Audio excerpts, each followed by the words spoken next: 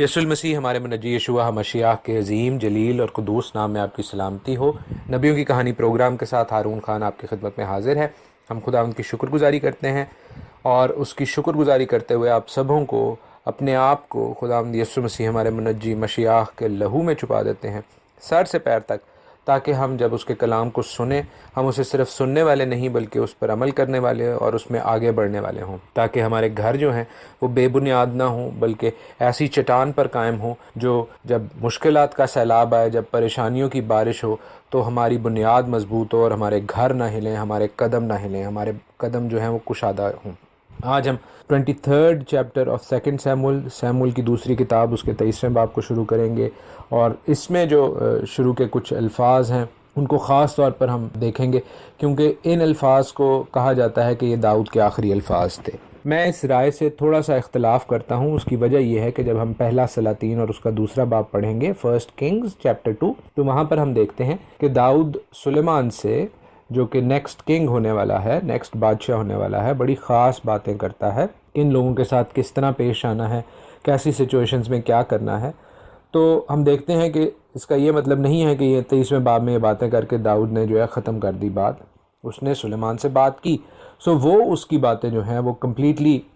اس کی آخری باتیں ہیں۔ صرف فرق یہ ہے کہ اس وقت اس کی آڈینس جو ہے، اس وقت جو سننے میں لوگ تھے وہ بہت کم تھے، پرائیویٹ آڈینس تھی صرف سلیمان سے یا اس کے خاص مصاحب اس کے پاس موجود تھے۔ یہاں پر جو بات ہو رہی ہے وہ ایک داؤد کا لاسٹ اوریکل ہے جو اس نے جنرل عوام کے لیے کہا ہے۔ اس کے علاوہ ہم دیکھتے ہیں کہ جو 22ویں باب ہے، جو ابھی ہم نے پڑھا 5 قسطوں میں ایٹ لیسٹ ہم نے اس کی اسٹڈی کی، اس میں ہم نے دیکھا کہ وہ اس میں نبوت والی باتیں بھی ہیں، لیکن زیادہ تر شکر گزاری کے مزمور کے طور پر وہ یاد کیا جاتا ہے۔ 23واں جو باب ہے جس کو آج ہم شروع کر رہے ہیں، یہ زیادہ تر پروفیٹک نیچر کا ہے، نبوت سے بھرپور ہے۔ ایک اور اہم دلچسپ اور انٹرسٹنگ پہلو جو ہے وہ اس شروع کی کچھ آیات کا جو گیت ہے، جو مزمور ہے، اس کا یہ ہے کہ میرا خیال ہے داؤد کو اس چیز کا علم تھا، لیکن اگر اسے علم نہ بھی ہو تو بیسیکلی یہ ایکسپینشن ہو رہی ہے، یہ تشریح ہو رہی ہے۔ بالام ایک جو جینٹائل سیئر تھا، جو کہ ایک وچ ڈاکٹر تھا، اس نے جو نمبرز 24 میں، گنتی کی کتاب اس کے 24ویں باب میں جو پیشن گوئیاں کی تھیں، ان کے حوالے سے یہ کچھ آیات لکھی ہوئی ہیں، اور ہم ان کو بھی پڑھیں گے اور پھر اس لنک کو، اس تعلق کو بھی جوڑنے کی کوشش کریں گے جو اس پیشن گوئی میں ہے اور یہاں پر کی جا رہی ہے۔ تو باب کا جو پہلا حصہ ہے، جیسے میں نے آپ کو بتایا، پروفیٹک نیچر کا ہے، نبوت سے بھرپور باتوں کا ہے، داؤد کے جنرل عوام سے آخری خطاب کو ظاہر کرتا ہے، اور جو دوسرا حصہ ہے وہ داؤد کے جو اسپیشل وار ہیروز ہیں، جو اس کی جنگوں میں اس کے ساتھ جنہوں نے شاندار کامیابیاں سمیٹی، ان کے حوالے سے ہے۔ پیشتر اس کے کہ میں گنتی 24ویں باب کو پڑھوں اور اس لنک کو، اس تعلق کو آج کے باب کے ساتھ جوڑوں، میں اپنی اس بات کو خداوند کے کلام ہی سے تقویت بخشنا چاہوں گا، جہاں پر میں نے آپ کو کہا کہ یہ پاک روح کے حوالے سے داؤد کی پیشن گوئیاں ہیں، نبوت سے بھرپور بات ہے، کیونکہ 23ویں باب کی دوسری آیت میں، سیکنڈ سیمول چیپٹر 23 ورس 2 میں لکھا ہے کہ خداوند کی روح نے میری معرفت کلام کیا اور اس کا سخن میری زبان پر تھا۔ اسرائیل کے خدا نے فرمایا، اسرائیل کی چٹان نے مجھ سے کہا۔ داؤد اس چیز کو منوان تحریر کر رہا ہے، ایز اٹ از بتا رہا ہے کہ خداوند کی روح یہاں پر اس سے بات کر رہی ہے، اور وہ جو کچھ لکھ رہا ہے وہ خداوند پاک روح کی تحریک سے ہے۔ بے شک خداوند کا پورا کلام بائبل مقدس پیدائش سے لے کر مکاشفہ تک پاک روح کی تحریک سے لکھی ہوئی ہے، لیکن میں آپ کو یہ جو ڈفرنس ہے وہ مختصراً بریفلی بتاتا چلوں کہ جب خاص بات کرتے ہیں، اور بے شک وہ خداوند کی پاک روح کی تحریک سے بھرپور ہو کر بات کرتے ہیں، وہ بھی خداوند کے کلام کا حصہ ہے، اس میں کوئی شک نہیں، لیکن جب خداوند کلام کر رہا ہے as it is, word by word ویسے ہی کوٹ کیا جانا، اس میں تھوڑا سا ڈفرنس ہے۔ جیسے یہاں پر داؤد نبی کہہ رہا ہے، نبی کے طور پر یہاں پر وہ پروفیسائی کر رہا ہے، بادشاہ کے طور پر نہیں، نبی کے طور پر وہ پروفیسائی کر رہا ہے کہ جو کچھ خداوند پاک روح سے کہہ رہا ہے وہ اسی کو ایز اٹ از بتا رہا ہے۔ جیسے ناتن اس کے پاس آیا، ناتن کہتا ہے کہ خداوند فرماتا ہے۔ موسیٰ فرعون کے پاس گیا اور اسے کہا کہ خداوند ایسے کہہ رہا ہے، وہ ایز اٹ از خداوند کے الفاظ ہیں جو آگے پہنچائے گئے ہیں۔ تو یہ تھوڑا سا ڈفرینس ہے ریسٹ آف دا بائبل میں اور ڈیوائن اوریکل۔ اب عبرانی کے حوالے سے کچھ اہم چیزیں میں آپ کو بتاتا چلوں ہیبریو کے حوالے سے، کیونکہ ہمیں اس کے حوالے سے اس لیے زیادہ جو ہے برکت ملے گی، بلیسنگ ملے گی کہ ہم اس کا کانٹیکسٹ جو ہے وہ ٹھیک طور پر دیکھ سکیں گے۔ جو ورڈ یوز ہوا ہے، جو الفاظ استعمال ہوئے ہیں یہاں پر کہ اس کا سخن میری زبان پر ہے، دیٹ مینز ان عبرانی، ہیبرو میں اس کو کہتے ہیں دبار۔ دبار جو ہے وہ سنگولر ہے، واحد میں یوز ہوتا ہے جب آپ گاڈز ورڈ یوز کرتے ہیں۔ جیسے موسیٰ کے ساتھ جو خداوند نے کوہ سینا پر باتیں کیں اور اسرائیل کے لیے 10 الفاظ کہے، وہ 10 الفاظ ہیں، وہ 10 احکام نہیں ہیں۔ احکام کے لیے عبرانی میں خاص ورڈ ہے مِتْسْوَات، لیکن وہاں پر عبرانی میں جو ورڈ یوز ہوا ہے وہ ہے 10 دباریم، 10 دواریم۔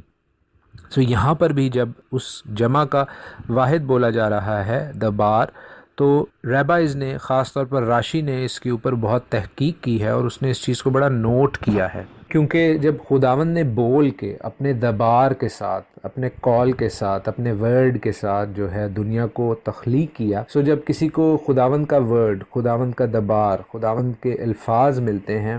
تو اس کی بہت اہم سگنیفیکنس، اہمیت ہو جاتی ہے،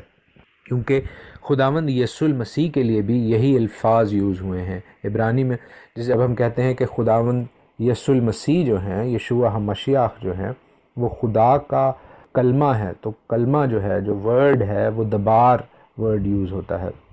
سو اس حوالے سے یہ بہت اہمیت کی بات ہے، یہ بہت گہری بات ہے۔ میں اس لنک کی طرف اب آتا ہوں جو کہ میں نے آپ کو پہلے بتایا، نمبرز 24 گنتی کے 24ویں باب میں ہے، اور میں ان 19 آیات کو آپ کے لیے ضرور پڑھوں گا۔ نمبرز 24۔ جب بلعام نے دیکھا کہ خداوند کو یہی منظور ہے کہ اسرائیل کو برکت دے، تو وہ پہلے کی طرح شگون دیکھنے کو ادھر ادھر نہ گیا، بلکہ بیابان کی طرف اپنا منہ کر لیا، اور بلعام نے نگاہ کی اور دیکھا کہ بنی اسرائیل اپنے اپنے قبیلے کی ترتیب سے مقیم ہیں، اور خدا کی روح پر نازل ہوئی، اور اس نے اپنی مسل شروع کی اور کہنے لگا، باور کا بیٹا بلعام کہتا ہے، یہ وہی شخص ہے جس کی آنکھیں بند تھیں، یہ کہتا ہے، بلکہ یہ اسی کا کہنا ہے جو خدا کی باتیں سنتا ہے اور سجدہ میں پڑا ہوا کھلی آنکھوں سے قادر مطلق کی رویا دیکھتا ہے۔ آئے یعقوب تیرے ڈیرے، آئے اسرائیل تیرے خیمے کیسے خوش نما ہیں، وہ ایسے پھیلے ہوئے ہیں جیسے وادیاں، اور دریا کے کنارے باغ، اور خداوند کے لگائے ہوئے عود کے درخت، اور ندیوں کے کنارے دیودار کے درخت، اس کے چرسوں سے پانی بہے گا، اور سیراب کھیتوں میں اس کا بیج پڑے گا، اور اس کا بادشاہ اجاج سے بڑھ کر ہوگا، اور اس کی سلطنت کو عروج حاصل ہوگا۔ خدا اسے مصر سے نکال کر لیے آ رہا ہے، اور اس میں جنگلی سانڈ کی سی طاقت ہے۔ وہ ان قوموں کو جو اس کی دشمن ہے چٹ کر جائے گا، اور ان کی ہڈیوں کو توڑ ڈالے گا، اور ان کو اپنے تیروں سے چھید چھید کر مارے گا۔ وہ دبک کر بیٹھ گیا ہے، وہ شیر کی طرح، بلکہ شیرنی کی مانند لیٹ گیا ہے، اب کون اسے چھیڑے؟ جو تجھے برکت دے وہ مبارک، اور جو تجھ پر لعنت کرے وہ ملعون ہو۔ تب بلک کو بلعام پر بڑا طیش آیا، اور وہ اپنے ہاتھ پیٹنے لگا۔ پھر اس نے بلعام سے کہا، میں نے تجھے بلایا کہ تو میرے دشمنوں پر لعنت کرے، لیکن تو نے تینوں بار ان کو برکت ہی دی، سو اب تو اپنے ملک کو بھاگ جا۔ میں نے تو سوچا تھا کہ تجھے عالی منصب پر ممتاز کروں، پر خداوند نے تجھے ایسے اعزاز سے محروم رکھا۔ بلعام نے بلک کو جواب دیا، کیا میں نے تیرے ان ایلچیوں سے بھی جن کو تو نے میرے پاس بھیجا تھا یہ نہیں کہہ دیا تھا کہ اگر بلک اپنا گھر چاندی اور سونے سے بھر کر مجھے دے تو بھی میں اپنی مرضی سے بھلا یا برا کہنے کی خاطر خداوند کے حکم سے تجاوز نہیں کر سکتا، بلکہ جو کچھ خداوند کہے میں وہی کروں گا۔ اور اب میں اپنی قوم کے پاس لوٹ کر جاتا ہوں، سو تو آ، میں تجھے آگاہ کر دوں کہ یہ لوگ تیری قوم کے ساتھ آخری دنوں میں کیا کیا کریں گے۔ چنانچہ اس نے اپنی مسل شروع کی اور کہنے لگا، باور کا بیٹا بلعام کہتا ہے، یعنی وہی شخص جس کی آنکھیں بند تھیں، یہ کہتا ہے، بلکہ یہ اسی کا کہنا ہے جو خدا کی باتیں سنتا ہے اور حق تعالیٰ کا عرفان رکھتا ہے اور سجدہ میں پڑا ہوا کھلی آنکھوں سے قادر مطلق کی رویا دیکھتا ہے۔ میں اسے دیکھوں گا تو صحیح، پر ابھی نہیں، وہ مجھے نظر بھی آئے گا پر نزدیک سے نہیں۔ یعقوب میں سے ایک ستارہ نکلے گا اور اسرائیل میں سے ایک عصا اٹھے گا، اور مواب کی نواحی کو مار مار کر صاف کر دے گا، اور سب ہنگامہ کرنے والوں کو ہلاک کر ڈالے گا، اور اس کے دشمن ادوم اور شعیر دونوں اس کے قبضہ میں ہوں گے، اور اسرائیل دلاوری کرے گا، اور یعقوب ہی کی نسل سے وہ فرما روا اٹھے گا جو شہر کے باقی ماندہ لوگوں کو نابود کر ڈالے گا۔ آمین۔ بلعام یہاں پر فیوچر کی، اینڈ ٹائمز کی بات کر رہا تھا، وہ اسرائیل کی سرزمین کے حوالے سے بات کر رہا تھا، اور بہت ممکن ہے کہ داؤد جو ہے وہ اس پیشن گوئی میں فٹ بیٹھتا ہے فار دا ٹائم بینگ، کچھ وقت کے لیے۔ بے شک ہم جانتے ہیں کہ اچھے بادشاہ کی پیشن گوئی ہے، ممسوح بادشاہ کی پیشن گوئی ہے، جو خداوند کے بادشاہ کی پیشن گوئی ہے، وہ خداوند یسوع المسیح میں کمپلیٹلی حتمی طور پر پوری ہوتی ہے، لیکن داؤد میں اس کی پارشل فلفلمنٹ بھی ہوتی ہے۔ اور داؤد جو بادشاہ کے طور پر نظر آ رہا ہے، وہ اس پیشن گوئی میں جو ہم گنتی کے 24ویں باب میں نمبرز 24 میں پڑھ رہے ہیں، اس سے ہمیں ایک چیز کا اور اندازہ ہو رہا ہے کہ یعقوب سے جو ستارہ نکلنے کی بات ہو رہی ہے، ستارہ ہمیشہ بادشاہ کے لیے ٹرم یوز ہوتی ہے، مثال یوز ہوتی ہے، سو وہ داؤد میں بھی ہمیں نظر آتی ہے، اور ہم دیکھتے ہیں کہ اینڈ ٹائمز میں ہمارے منجی یسوع المسیح میں بھی ہمیں نظر آئے گی۔ ایک اور چیز میں آپ کو بتا دوں کہ اکثر لوگ یہ خیال کرتے ہیں کہ شاید خداوند جو ہے وہ اسرائیل کا بادشاہ نہیں چاہتا تھا، لیکن جب میں نے ججز کی کتاب آپ کو پڑھائی اور سمجھائی تو میں نے آپ کو بڑی تفصیل سے بتایا کہ جو حالات و واقعات تھے وہ بڑی کھلے طریقے سے، بڑے اوپنلی جو ہیں وہ یہ نشاندہی کرتے ہیں، اشارہ دیتے ہیں کہ خداوند چاہتا تھا کہ اسرائیل کا بادشاہ ہو، صرف سچویشن یہ تھی کہ خداوند چاہتا تھا کہ وہ دنیا کی باقی قوموں جیسا بادشاہ نہ ہو، بلکہ خادم بادشاہ ہو، اور جو حقیقی پاور سورس ہے وہ خداوند سے ہی ہو۔ لوگوں نے غلطی کیا کی تھی کہ لوگ ایسا بادشاہ مانگتے تھے کہ جیسے غیر قوموں کے پاس بادشاہ ہے۔ اس وجہ سے ہم دیکھتے ہیں کہ سیموئیل کی پہلی کتاب میں خداوند اس چیز سے انوئے ہوا تھا، خداوند اس چیز سے ناخوش ہوا تھا۔ اور پھر دوسری بات میں آپ کو یہاں سے گنتی 24ویں باب میں سے یہ بتاتا چلوں کہ خداوند یہ برکت دے رہا ہے اسرائیل کو، اور بے شک ایک جینٹائل سیر کے تھرو دے رہا ہے، ایک غیر قوم والے نبی کے تھرو دے رہا ہے، تو بھی ہم دیکھتے ہیں کہ یہ برکت ہے اور لعنت نہیں ہے اسرائیل کے لیے۔ سو جو بادشاہ کے حوالے سے بات چیت ہو رہی ہے وہ ایک برکت کے طور پر خداوند اس کو کر رہا ہے۔ سو یہ خیال جو کیا جاتا ہے کہ خداوند نہیں چاہتا تھا کہ اسرائیل کا بادشاہ ہو، وہ ایک غلط خیال ہے۔ صرف بادشاہ کی نوعیت ڈیفرنٹ کی ہونی چاہیے تھی، بادشاہ کی نوعیت مختلف طرز کی ہونی چاہیے تھی۔ بادشاہ بے شک اسرائیل کو چاہیے تھا جو انہیں لیڈ کرے، اور ہم دیکھتے ہیں کہ اگر خداوند بادشاہ ہی نہیں چاہتا تو پھر اینڈ ٹائمز میں وہ اپنے بیٹے کے ذریعے کیوں بادشاہی کرے گا۔ سو وی نیڈ ٹو ریئلائز کہ خداوند بادشاہ تو چاہتا ہے، لیکن ایسی بادشاہت جو باقی دنیا کی بادشاہتوں سے، باقی دنیا کی کنگ شپ سے مختلف ہو۔ جب میں تیسری آیت پڑھتا ہوں 23ویں باب کی، 2 سیموئیل چیپٹر 23 ورس 3، تو میرے رونگٹے کھڑے ہو جاتے ہیں۔ اس کی وجہ یہ ہے کہ یہ ہمارے منجی کی بادشاہت میں ہوگا، یسوع المسیح کی بادشاہت کے دوران ہوگا۔ لکھا ہے کہ اسرائیل کے خدا نے فرمایا، اسرائیل کی چٹان نے مجھ سے کہا، ایک ہے جو صداقت سے لوگوں پر حکومت کرتا ہے، جو خدا کے خوف کے ساتھ حکومت کرتا ہے۔ معزز سامعین، اپنے ذہن میں امیجن کیجئے، آئیڈیا کریں، اندازہ لگائیں کہ کس طرح خداوند یہوہ تعالی، خداوند ہمارا آسمانی باپ، جب منجی یسوع المسیح اس دنیا پہ موجود ہوگا اپنی 1000 سالہ بادشاہی میں، تو اس وقت تھرڈ ٹیمپل جب بن چکا ہوگا،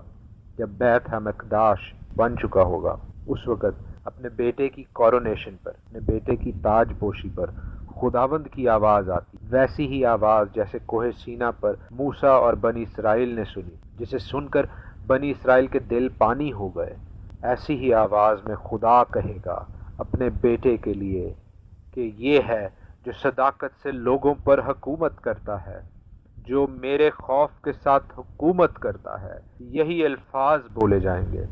اور میرے کان ایسی آواز سننے کے لیے خوشی سے بھرپور ہوں گے۔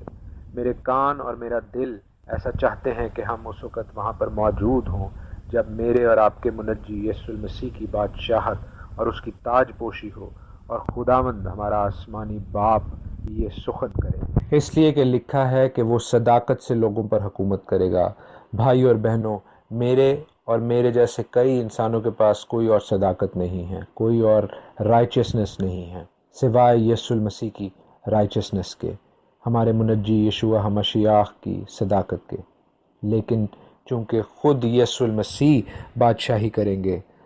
کیونکہ وہ صادق بادشاہ ہیں، وہ اپنی صداقت سے بادشاہی کریں گے، اور ہم ان کی بادشاہی میں ان کے دہنے ہاتھ پر ہوں گے۔ خداوند اپنے کلام کے وسیلہ سے ہم سبوں کو برکت بخشے۔ خداوند آپ سب کے ساتھ ہو، آمین۔ یسوع المسیح ہمارے منجی یشوع مشیاہ کے عظیم جلیل اور قدوس نام میں آپ کی سلامتی ہو۔ نبیوں کی کہانی پروگرام کے ساتھ ہارون خان آپ کی خدمت میں حاضر ہے۔ ہم سیکنڈ سیموئیل چیپٹر 23 سیکھتے جا رہے ہیں، سیموئیل کی دوسری کتاب اور اس کا 23واں باب، اور آج اس سلسلے کی دوسری قسط ہے، سیکنڈ ایپیسوڈ ہے۔ میں نے آپ کو کل بتایا اور مختصراً ویری بریفلی دہرائے دیتا ہوں کہ اس باب کے دو واضح حصے ہیں۔ پہلا حصہ وہ جس کو داؤد کے لاسٹ اوریکل کے طور پر، داؤد کی آخری باتیں جو اس نے جنرل عوام کے ساتھ کی، اس کے طور پر یاد کیا جاتا ہے، اور دوسرا حصہ وہ جو داؤد کے سپر مائٹی واریئرز کا ہے، جہاں پر داؤد کے ساتھ جو بہادر لوگ تھے، جن کے اوپر خداوند کا ہاتھ تھا، جنہوں نے جسمانی طور پر اتنی قوت اور طاقت پائی اور خداوند نے انہیں قوت سے کمر بستہ کیا، ان کا ذکر ہے۔ ہم دیکھتے ہیں کہ جو پہلا حصہ ہے اس میں خداوند کی پاک روح رواح خدیش کے ساتھ داؤد معمور ہو کر خداوند کا سخن، خداوند کا کلام، وہ خاص ورڈ دواریم وہ یوز کر رہا ہے جو خداوند نے اسے دیے ہیں۔ اور میں نے اب بتایا کہ اس حصے میں اس چیز کی فلفلمنٹ ہے، اس پیشن گوئی کی جو ہے وہ پورا ہونا ہے جو بالام نے کی تھی۔ بالام جو کہ ایک غیر قوم کا سود سیر تھا، جینٹائل نبی تھا، اس کو خداوند نے استعمال کیا اور اس نے جو پیشن گوئی کی اس کو ہم دیکھتے ہیں یہاں پر پورا ہوتے ہوئے، کیونکہ داؤد میں وہ ستارہ ہے یہودا کا جو کہ طلوع ہوتا ہے، اور یہ جو پیشن گوئی ہے اس کی پارشل فلفلمنٹ کسی حد تک وہ پوری ہوتی ہے داؤد میں، اور ہم جانتے ہیں کہ ہمارے منجی یسوع المسیح یشوع مشیاہ میں وہ پورے طور پر کمپلیٹ ہوتی ہے، فلی اس کی جو ہے وہ کمپلیشن ہوتی ہے۔ آج ہم اسی حصے میں آگے بڑھتے ہیں اور 5ویں آیت میں دیکھتے ہیں جہاں پر داؤد کہتا ہے کہ میرا گھر تو سچ مچ خدا کے سامنے ایسا ہے بھی نہیں، تو بھی اس نے میرے ساتھ ایک دائمی عہد جس کی سب باتیں معین اور پائیدار ہیں باندھا ہے، کیونکہ یہی میری ساری نجات اور ساری مراد ہے، گو وہ اس کو بڑھاتا نہیں۔ یہ اس حصے کی طرف نشاندہی ہو رہی ہے جو خداوند نے دوسرے سیموئیل کے 7ویں باب میں داؤد کے ساتھ کیا۔ دوسرا سیموئیل 7واں باب اور اس کی 10 سے 17 آیت، سیکنڈ سیموئیل 7th چیپٹر اس کی 10 to 17 ورس، وہاں پر لکھا ہے، اور میں دنیا کے بڑے بڑے لوگوں کے نام کی طرح تیرا نام بڑا کروں گا، اور میں اپنی قوم اسرائیل کے لیے ایک جگہ مقرر کروں گا اور وہاں ان کو جماؤں گا تاکہ وہ اپنی ہی جگہ بسیں اور پھر ہٹائے نہ جائیں، اور شرارت کے فرزند ان کو پھر دکھ نہیں دینے پائیں گے جیسے پہلے ہوتا تھا اور جیسا اس دن سے ہوتا آیا جب سے میں نے حکم دیا کہ میری قوم اسرائیل پر قاضی ہوں، اور میں ایسا کروں گا کہ تجھ کو تیرے سب دشمنوں سے آرام ملے، ماں سوا اس کے خداوند تجھ کو بتاتا ہے کہ خداوند تیرے گھر کو بنائے رکھے گا، اور جب تک تیرے دن پورے ہو جائیں گے اور تو اپنے باپ دادا کے ساتھ سو جائے گا تو میں تیرے بعد تیری نسل کو جو تیرے صلب سے ہوگی کھڑا کر کے اس کی سلطنت کو قائم کروں گا، اور وہی میرے نام کا ایک گھر بنائے گا، اور میں اس کی سلطنت کا تخت ہمیشہ کے لیے قائم کروں گا، اور میں اس کا باپ ہوں گا اور وہ میرا بیٹا ہوگا۔ اگر وہ خطا کرے تو میں اسے آدمیوں کی لاٹھی اور بنی آدم کے تازیانوں سے تنبیہ کروں گا، پر میری رحمت اس سے جدا نہ ہوگی، جیسا میں نے اسے ساؤل سے جدا کیا جسے میں نے تیرے آگے سے دفع کیا، اور تیرا گھر اور تیری سلطنت سدا بنی رہیں گی، تیرا تخت ہمیشہ کے لیے قائم کیا جائے گا۔ جیسی یہ سب باتیں اور یہ ساری رویا تھیں ویسا ہی ناتن نے داؤد سے کہا۔ ہم دیکھتے ہیں جو 23واں باب آج ہم ڈسکس کر رہے ہیں اس کی 5ویں آیت میں، سیکنڈ سیموئیل 23:5 میں داؤد اسی بات کو دہراتا ہے، خداوند کے وعدہ کو یاد کرتا ہے، اور وہ کہتا ہے کہ اس نے میرے ساتھ ایک دائمی عہد ایور لاسٹنگ کوننٹ باندھا ہے، اور یہ ایور لاسٹنگ کوننٹ چونکہ خدا کی طرف سے ہے، بھائیوں اور بہنوں، خداوند انسان نہیں کہ وہ اپنے عہد کو توڑ دے۔ اور ہم دیکھتے ہیں کہ بے شک داؤد یا داؤد کی نسل جو ہے وہ گناہ یا غلطی یا تقصیر کرے گی تو اس کو اس کی سزا ملے گی، لیکن خداوند کہتا ہے کہ میں اپنے فضل کو، اپنی رحمت کو، اپنی گریس کو جو ہے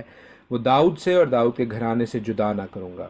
بھائیوں اور بہنوں، جو گریس کا، فضل کا، رحمت کا کانسیپٹ ہے وہ میتھیو سے یعنی متی کی کتاب سے شروع نہیں ہوا، وہ کلام مقدس میں پہلے سے ہے۔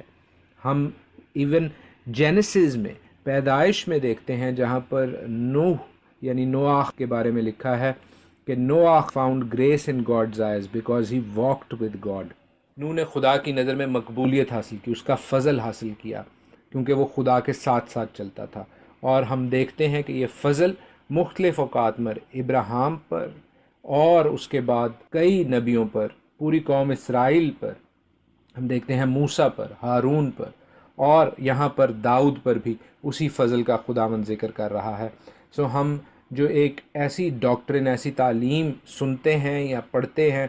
کہ فضل جو ہے شاید وہ متی کی انجیل کے بعد شروع ہوا ہے، تو بھائیو اور بہنوں، وہ ڈاکٹرن جو ہے، وہ تعلیم جو ہے، وہ ببلیکلی انکریکٹ ہے، غلط ہے، کیونکہ خداوند ہمارا خدا تبدیل نہیں ہوتا۔ وہ شروع ہی سے قہر کرنے میں دھیما اور شفقت اور آستی میں غنی خدا ہے۔ وہ تنبیہ تو کرتا ہے مگر پر فضل باپ بھی ہے۔ چھٹی آیت میں ہم اینٹی تھیسس دیکھتے ہیں، مختلف سچویشن دیکھتے ہیں، کن کے لیے؟ وہ لوگ جو ناراست ہیں، وہ لوگ سب کے سب کانٹوں کی مانند ہو جائیں گے، کیونکہ چوتھی آیت میں دیکھیے جو خداوند کے لوگ ہیں ان کے لیے نرم گھاس کا میٹافور تشبیہ یوز ہوئی ہے، لیکن جو ناراست لوگ ہیں ان کے لیے کانٹوں کی تشبیہ یوز ہوئی ہے، برے دانوں کی، بلیال کی تشبیہ یوز ہوئی ہے۔ ان کانٹے نما لوگوں کے لیے، ان ناراست لوگوں کے لیے بڑا واضح لکھا ہے کہ وہ ہاتھ سے پکڑے نہیں جا سکتے، بلکہ جو آدمی ان کو چھوئے ضرور ہے کہ وہ لوہے اور نیزہ کی چھڑ سے مسلح ہو، سو وہ اپنی ہی جگہ میں آگ سے بالکل بھسم کر دیے جائیں گے۔ ان کا مستقبل جو ہے وہ آگ والی جھیل ہے۔ میرے ساتھ دیکھیے ریویلیشن 19:11-16، مکاشفہ 19:11-16۔ پھر میں نے آسمان کو کھلا ہوا دیکھا، اور کیا دیکھتا ہوں کہ ایک سفید گھوڑا ہے اور اس پر ایک سوار ہے جو سچا اور برحق کہلاتا ہے۔ وہ راستی کے ساتھ انصاف اور لڑائی کرتا ہے، اور اس کی آنکھیں آگ کے شعلے ہیں، اور اس کے سر پر بہت سے تاج ہیں، اور اس کا ایک نام لکھا ہوا ہے جسے اس کے سوا اور کوئی نہیں جانتا، اور وہ خون کی چھڑکی ہوئی پوشاک پہنے ہوئے ہے، اور اس کا نام کلام خدا کہلاتا ہے۔ اور آسمان کی فوجیں سفید گھوڑوں پر سوار اور سفید اور صاف مہین کتانی کپڑے پہنے ہوئے اس کے پیچھے پیچھے ہیں، اور قوموں کے مارنے کے لیے اس کے منہ سے ایک تیز تلوار نکلتی ہے، اور وہ لوہے کے عصا سے ان پر حکومت کرے گا،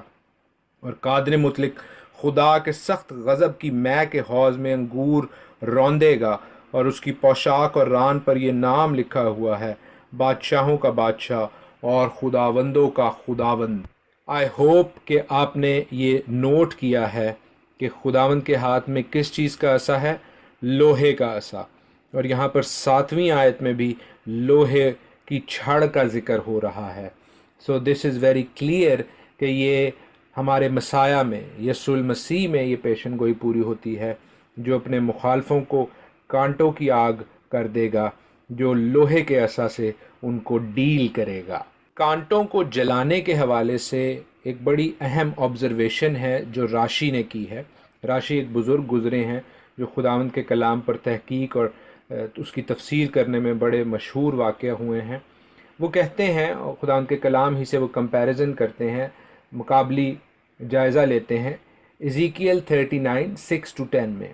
حزقیل کی کتاب اس کا 39واں باب 6 سے 10ویں آیت لکھا ہے کہ میں ماجوج پر اور ان پر جو بحری ممالک ہیں امن سے سکونت کرتے ہیں آگ بھیجوں گا، اور وہ جانیں گے کہ میں خداوند ہوں، اور میں اپنے مقدس نام کو اپنی امت اسرائیل میں ظاہر کروں گا، اور وہ پھر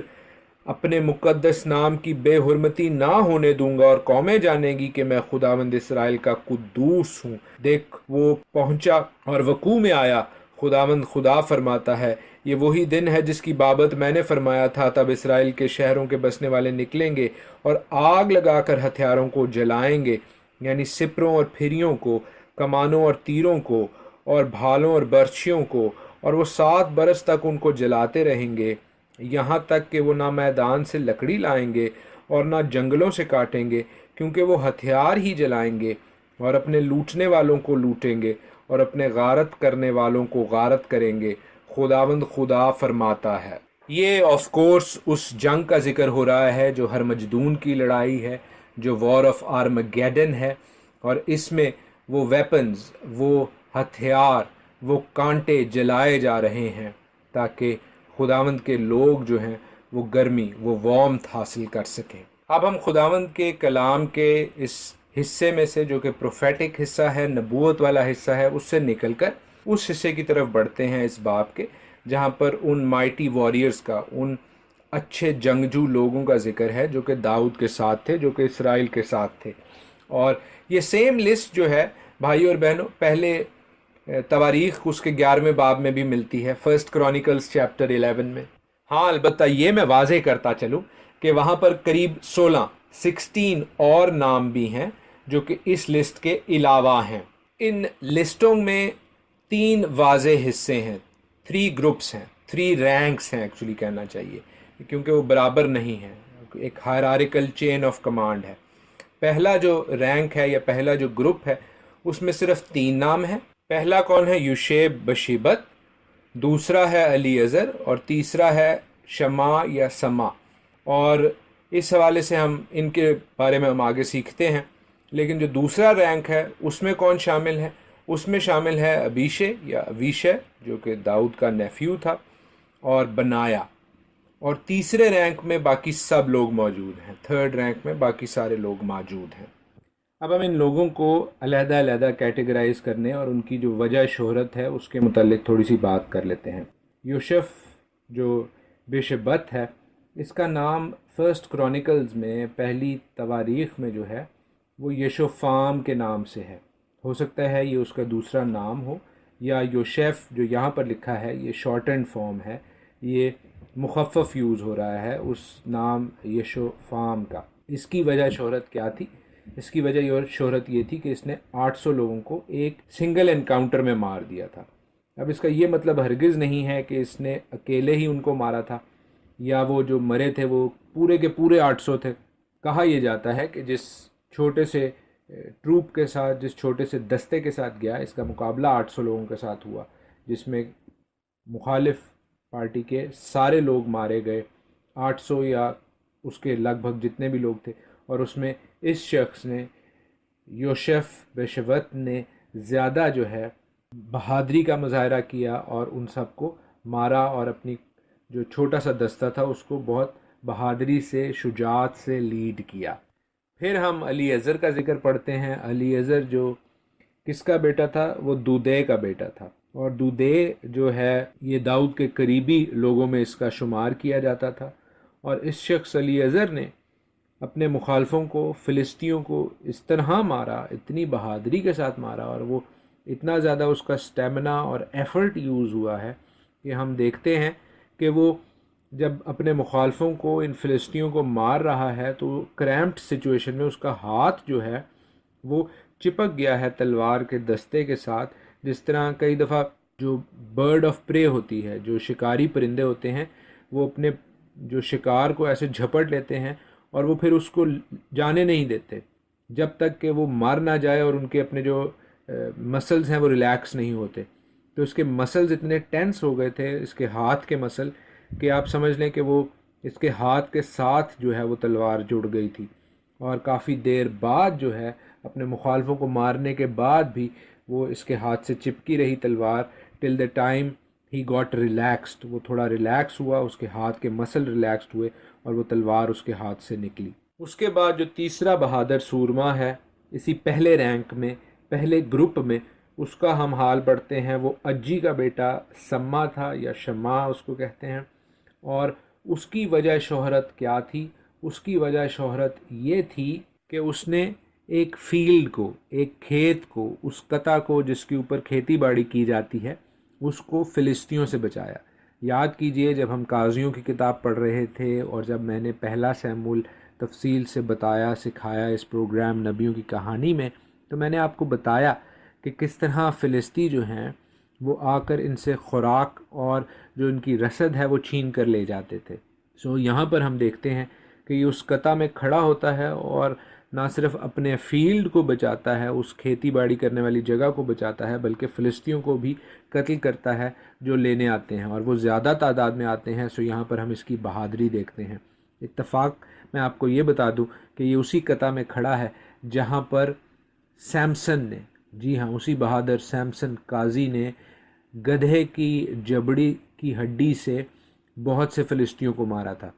وہ جگہ جس کا نام لخی ہے وہ بڑی مشہور ہے سیمسن کی وجہ سے بھی، اور پھر شما یعنی سما کی وجہ سے بھی، جس نے फ़िलिस्तियों को उस जगह पर मारा और खुदावंद का हाथ वहाँ पर क़ुव्वत और कुदरत से ज़ाहिर हुआ। आगे हम एक और इंटरेस्टिंग स्टोरी पढ़ते हैं, लेकिन आज चूँकि वक्त काफ़ी हो गया है इसलिए मैं आपसे इजाज़त चाहूँगा। खुदावंद आप सबको अपने कलाम के वसीला से, अपने बड़े नाम के वसीला से ढेरों बरकतें बख्शे। खुदावंद आप सबके साथ हो, आमीन। यीशुल मसीह हमारे मुनज्जी यशुआ मशीह के अजीम जलील और कद्दूस नाम में आपकी सलामती हो। नबियों की कहानी प्रोग्राम के साथ हारून खान आपकी खिदमत में हाजिर है। हम अपने आसमानी बाप की शुक्रगुजारी करते हैं, यहोवा खुदा की तारीफ़ और तमजीद करते हैं, क्योंकि वही तारीफ़ और तमजीद और सिताइश और बुज़ुर्गी के लायक है। वो हमारा ऐसा प्यारा बाप है जिसे हमारी फ़िक्र है,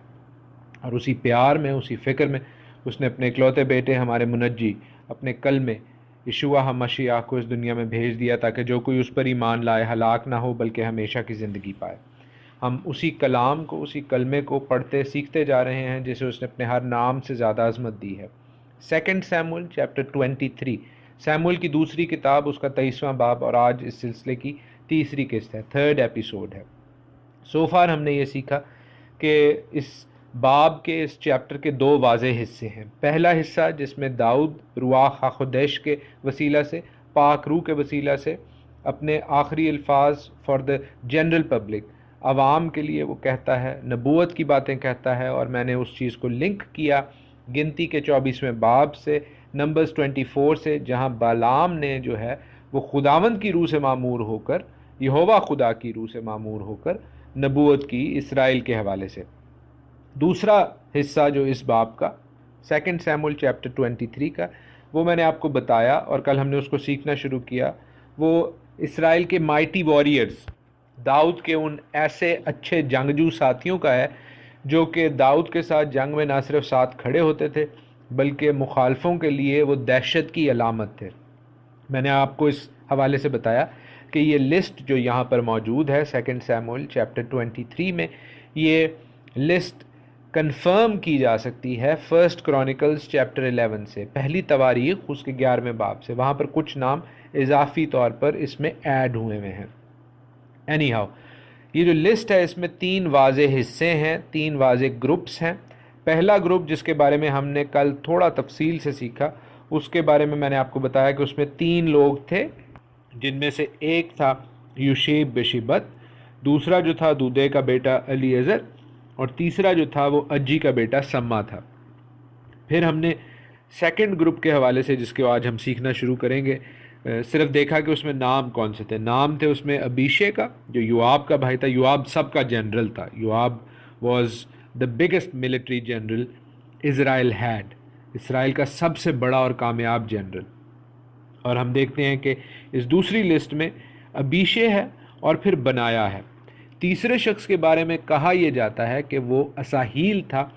अगरचे असाहील का नाम 3rd लिस्ट में है, लेकिन तीसरे शख्स का नाम नहीं पता, क्योंकि इन 3 जो अशख़ास हैं इन्होंने भी बहुत बहादुरी की। एक खूबसूरत बात जो इनके हवाले से लिखी है, एक स्टोरी जो लिखी है, वो 13वीं आयत से आगे है इस बाब में, जिसको आप पढ़ सकते हैं। वो स्टोरी, वो वाक़या क्या है? वो वाक़या ये है कि दाऊद जो है वो उस वक़्त जात में से वापस आ चुका हुआ है। फ़िलिस्तियों के कब्ज़ा में से पहली दफ़ा जब गया था वो निकल कर वापस आ गया हुआ है, और इस वक़्त वो ऐसी जगह पर मौजूद है जहाँ पर वो बैठकर इसराइल की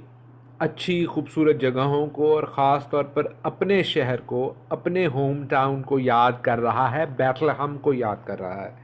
और बैतलहम को याद करते करते वो उस कुएं के पानी को याद करता है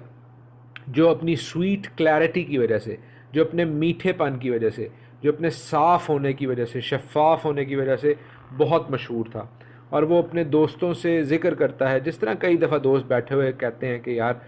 ये खाने की चीज़ और वो पीने की चीज़, तो वो उस पानी को याद करता है, उस पानी के जायके को याद करता है। अब उसने हरगिज़ ये नहीं कहा था कि कोई जाकर वो पानी को लेकर आए, लेकिन इन 3 लोगों की वफ़ादारी और इनका प्यार और इनकी इज़्ज़त जो है दाऊद के लिए, वो इस वाक़े से ज़ाहिर होती है कि ये जाते हैं कि हम जाकर वो पानी लेकर आएँ। अब क्यों ये कहानी इंटरेस्टिंग है, क्यों ये कहानी दिलचस्प है, क्यों ये कहानी जो है जान जोखों की कहानी है, एक थ्रिलर है जिसे थोड़े से अल्फाज में यहाँ पर बताया गया है, वो इसलिए क्योंकि फ़िलिस्तीनियों ने मुख्तलिफ़ जगहों पर पिकेट पॉइंट्स लगाए हुए थे। अभी अगर आप इसराइल जाएं आजकल और फ़लस्तीन के इलाके की तरफ जाना शुरू करें, बैतलहम के इलाके की तरफ जाना शुरू करें, हम वहाँ पर गए थे, तो वहाँ पर हम देखते हैं मुख्तलिफ़ फ़ौजियों के दस्ते हैं जिन्होंने चेक पॉइंट्स बनाए हुए हैं और आपको बड़ी जो है क्लियरेंस के बाद जाना पड़ता है। इससे ज़्यादा आप सोच लें, क्योंकि इसराइल के ऊपर फ़िलिस्तीन काबिज़ हुए थे, उन्होंने अपने चेक पॉइंट्स बनाए हुए थे और स्पेशली वो जंगजू लोगों को तो बिल्कुल बर्दाश्त ही नहीं करते थे। तो हम देखते हैं कि ये जो 3 लोग जाकर पानी ला रहे हैं उस कुएं से, वो मीठा पानी, कि दाऊद हमारे जो लीडर है हम उसको वो पानी दे सकें, क्योंकि उसको वो पानी याद आ रहा है, वो कुआं याद आ रहा है। तो हम देखते हैं कि ये मुख्तलिफ़ फ़ौजियों से लड़ते गए और लड़ते ही वापस आए होंगे और वो पानी लेकर आते हैं। और तब हम देखते हैं कि दाऊद को एहसास होता है कि उसने जो इस बात का इजहार किया कि मुझे वो पानी मिल जाए, तो उसके पास ऐसे दोस्त, ऐसे अहबाब, ऐसे जंगजू साथी मौजूद हैं जो उसकी ख्वाहिश पर लब्बैक कहते हैं, जो उसकी ख्वाहिश पर आमीन कहते हैं और उसके लिए कुछ भी करने के लिए तैयार हैं। सो हम देखते हैं कि वो इस चीज़ का रिगार्ड करता है, उनके मेहनत का, उनकी हिम्मत का, उनके जान हथेली पर रखने का, और ख़ास तौर पर इस बात का कि चूँकि उन्होंने अपने खून को, अपनी ज़िंदगी को कुछ नहीं समझा, हम देखते हैं कि वो इस पानी को उनके खून के बराबर समझता है। और चूँकि खून में जान होती है, वो इस पानी को जो उनकी ज़िंदगी को ज़ाहिर करता है पीता नहीं है, बल्कि खुदावंद के हजूर उंडेल देता है। दाऊद का यहाँ पर हमें बड़ा पायस, बड़ा पाकीज़ा, बड़ा मुअज़्ज़िज़ स्टांस नज़र आ रहा है, कैरेक्टर नज़र आ रहा है। अगरचे मुझे बहुत से दोस्तों ने, भाइयों ने, बहनों ने जो कि पर्सनली ज़ाती तौर पर मैसेज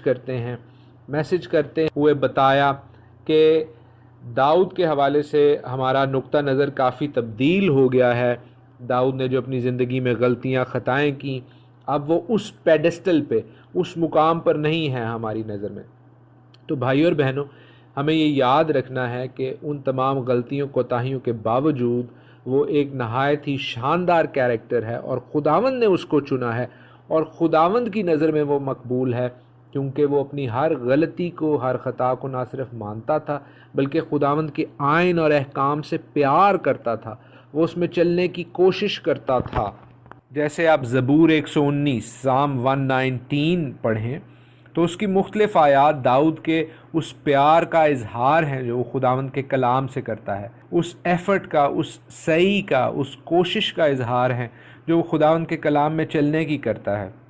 देखिए, वो कहता है कि तेरे हाथों ने मुझे बनाया और तरतीब दी, मुझे फ़हम अता कर ताकि तेरे फरमान सीख लूँ। तुझसे डरने वाले मुझे देखकर खुश होंगे, इसलिए कि मुझे तेरे कलाम पर एतमाद है। ना सिर्फ वो खुदावंद के साथ चलता था, बल्कि उसका भरोसा, उसका तवक्कल जो है वो कामिल तरीके से खुदावंद पर था। वो तमाम बहन भाई जो दाऊद के हवाले से, उसकी ज़िंदगी के हवाले से अब एक रियलिस्टिक, एक हकीकत पसंदाना अप्रोच रखते हैं, ये चीज़ जहन में रखें कि Dawood other than a few mistakes, जो उसने अपनी ज़िंदगी में कुछ गलतियाँ की, उनके अलावा वो बहुत ही एक मुअज़्ज़िज़ और एक अपराइट शख्स था। अबीशे के बाद हम सेकंड शख्स को देखते हैं, दूसरे शख्स को देखते हैं जो इस ग्रुप का हिस्सा है, और वो है यहूयदा का बेटा बनाया। अब यहूयदा जो है वो एक काहिन था, तो ये लावी का बेटा कैसे एक सूरमा हो सकता है? तो मैं आपको बताता चलूँ बड़ी क्लियरली, वाज़े तौर पर, कि लावियों का जो सिस्टम था, जो प्रीस्टहुड का, कहानत का सिस्टम था, वो डिक्लाइन में था, वो तनज़्ज़ुली का शिकार था। इस वजह से लावियों को और ख़ास तौर पर काहिनों को कुछ और करने की ज़रूरत थी। तो हम देखते हैं यहाँ पर कि ये शख्स ऐसा सूरमा बना, ऐसी इसकी मिलिट्री ट्रेनिंग हुई कि ये बहुत ही ऊपर गया उस हवाले से, यहाँ तक कि ये दाऊद के पर्सनल बॉडी गार्ड्स में से उनका एक सरदार था। बनाया के हवाले से हम देखते हैं कि उसने मुआब के अरियल के दोनों बेटों को मारा। अरियल कहते हैं लायन हार्टेड, जो शेर जैसे लोग थे। तो शेर जैसे लोगों के बच्चों को मारा, यानी कि वो बहादुर थे जिनके साथ इसका मुकाबला हुआ, और इसने उनको अकेले ने 2 को मारा। और फिर आगे हम देखते हैं कि उसने एक शेर को भी मारा। یعنی آگے جو ورڈ یوز ہو رہا ہے وہ ایری یوز ہو رہا ہے، وہ شیر کے لیے یوز ہو رہا ہے، اور پہلے ایری ایل جو یوز ہو رہا ہے وہ یوز ہو رہا ہے شیر دل لوگوں کے لیے۔ سو پہلے اس کی جو لڑائی ہے وہ شیر دل لوگوں کے ساتھ ہوتی ہے جو کہ موابی ہیں، بڑے ہیں، زخیم ہیں، اور پھر ایک لٹرل، ایک حقیقی شیر کے ساتھ ہوتی ہے جس کو یہ مارتا ہے۔ یہاں پر ہم یہ دیکھتے ہیں کہ جس طرح داؤد شیر کے ساتھ اور ریچھ کے ساتھ بھیڑ جاتا تھا اور اپنی بھیڑوں کو واپس لے آتا تھا، اسی طرح اس نے اپنا باڈی گارڈ بھی، اپنا پرسنل باڈی گارڈ اس شخص کو مقرر کیا ہے جو کہ اس کی طرح ہی بہادر اور دلیر ہے۔ بنایا اور داؤد میں یہ سملیرٹی شیر کو مارنے کے علاوہ بھی موجود ہے، جیسے ہم دیکھتے ہیں کہ اس نے ایک بڑے جسیم مصری کو مارا، ایک جائنٹ کو مارا، اور داؤد نے جس طرح گولیت کو یا جاتی جولیت کو جس طرح مارا تھا اسی طرح اس نے بھی مارا، کیونکہ یاد کیجئے کہ داؤد نے جاتی جولیت کو اس طرح مارا کہ پہلے فلاخن سے اس کو ماتھے پر پتھر مار کر گرایا، اور پھر اسی جاتی جولیت کی تلوار سے اس کا سر اس کے دھڑ سے جدا کر دیا۔ یہاں پر ہم دیکھتے ہیں کہ بنایا بھی اس شخص کو پہلے لاٹھی کے ساتھ گراتا ہے، ڈسارم کرتا ہے، اور پھر اسی کے بھالے سے، اسی کے سپیئر سے اس مصری دیو کو مار دیتا ہے۔ 24ویں آیت میں پھر ہم تھرڈ گروپ دیکھتے ہیں اس لسٹ کا، جو داؤد کے شہرا آفاق سپاہی ہیں، اس کے جنگجو جرنیلز ہیں۔ اس میں ہم دیکھتے ہیں کہ یوآب کے دوسرے بھائی کا، اساہیل کا ذکر ہے اور باقی لوگوں کا ذکر ہے، لیکن جو حیران کن ریویلیشنز جن کا ذکر میں نے اس ایپیسوڈ کے، اس قسط کے آغاز میں کیا تھا، ان کے نام میں خاص طور پر ہائی لائٹ کروں گا آپ کے لیے، اور وہ نام ہیں الیام بن اخیطفل جلونی۔ الیام بن اخیطفل، اخیطفل میں نے آپ کو بتایا جو کہ داؤد کا مشیر تھا، جو ابی سلوم کے ساتھ پارٹی بدل گیا تھا کیونکہ وہ بیت سبا کا دادا بھی تھا۔ سو اس حوالے سے ہم دیکھتے ہیں کہ جو شخص الیام ہے یہ بیسیکلی بیت سبا کا باپ ہے۔ اور پھر ہم اس لسٹ میں ہتی اوریا کا نام بھی دیکھتے ہیں۔ ہتی اوریا وہ شخص جسے داؤد نے مروایا کیونکہ وہ بیت سبا کا ہسبینڈ تھا، اس کا شوہر تھا۔ اس حوالے سے جب ہم دیکھتے ہیں تو ہم ریئلائز کرتے ہیں کہ ہتی اوریا جو ہے، جو بیت سبا کا ہسبینڈ ہے، اور الیام جو بیت سبا کا باپ ہیں، وہ داؤد کے کتنے زیادہ کلوز تھے، وہ داؤد کے ساتھ کتنی زیادہ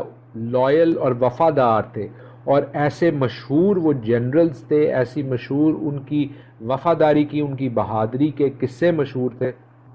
کہ داؤد نے جو غلطی کی، جو خطا کی، جو گناہ کیا بیت سبا کے حوالے سے، وہ اور زیادہ جو ہے وہ ہائی لائٹ ہو جاتا ہے کہ یہ داؤد کے لیے اپنی جان ہتھیلی پر رکھ دیتے تھے، اور داؤد نے انہی کی بیٹی، انہی کی بیوی کے ساتھ جو ہے وہ بدسلوکی کی اور اس پر بری نگاہ ڈالی۔ اس حوالے سے داؤد کے لیے کافی پریشان کن بات ہے اور کافی پشیمانی کی، شرمندگی کی بات ہے، خاص طور پر اس حوالے سے کہ ہتی اوریا نے